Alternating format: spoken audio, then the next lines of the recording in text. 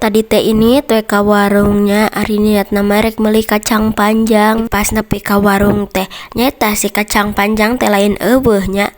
Aya mah ayangan geus kitu geuning geus peot geus rada koneng si ieu nanti si kacang panjang teh. Jadi lamun disamel teh kurang ieu geuning kurang gaji. Pasti iraha mah hayang kacang panjang teh nyeta geuning da eueuh wae di warungna rajeun aya kitu geus koneng. Ningali we bonteng tadi teh nya di warung teh. Ari bonteng mah kot alus teh ngarora keneh manikot jiga seger teh.